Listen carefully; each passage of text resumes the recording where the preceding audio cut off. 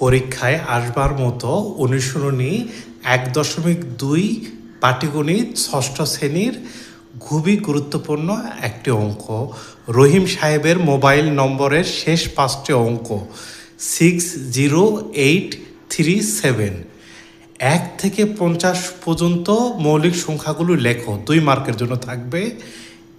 ২, ৩, ৫, ৭, ১১, ১৩, ১৭, ১৯, ২৩, ২৯, ৩১, ৩৭, ৪১, ৪৩, ৪৭।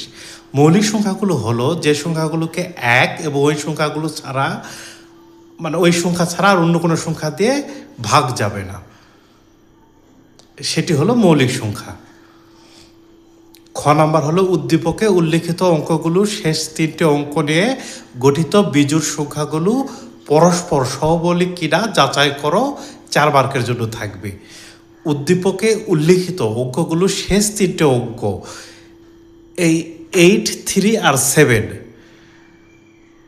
এবং এর মধ্যে বিজোড় সংখ্যা হলো 3 আর 7। সম্ভাব্য বিজোড় সংখ্যা এককের ঘরে যদি ৩ থাকে, একক, দশক, শতক, একক, দশক, শতক, তাহলে এককের ঘরে ৩ আছে, তাহলে ৮৭৩ হবে আর ৭৮৩ হবে।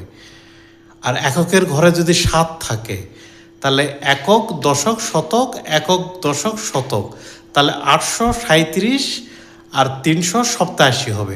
এককের ঘরে ৭ থাকবে। এইবার আমরা হলো মৌলিক গুণনীয়কের সাহায্যে ৭৭৩কে ভাঙলে প্রথমে ৩ দিয়ে ভাঙতে পারতেছি, তারপর আবার ৩ দিয়ে, তারপর ৯৭ দিয়ে। ৭৮৩কে প্রথমে ৩ দিয়ে, তারপর আবার ৩ দিয়ে, তারপর আবার ৩ দিয়ে, তারপর আবার ২৯ দিয়ে। আর হলো ৮৩৭কে প্রথমে ৩ দিয়ে, তারপরে ৩ দিয়ে ভাগ, ৩১ দিয়ে ভাগ। ৩৮৭কে প্রথমে ৩ দিয়ে ভাগ, তারপর আবার ৩ দিয়ে ভাগ, তারপর ৪৩ দিয়ে ভাগ।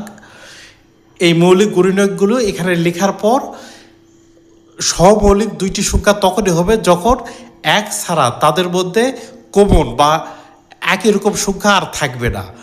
এখানে এক ছাড়াও ৩ আবার ৩ দুইবার আছে, তাহলে এটি সহমৌলিক হবে না। এখানেও এক ছাড়াও ৩ দুটাই কমন আছে, একই আছে, এই কারণে এই সংখ্যাগুলো সহমৌলিক হবে না।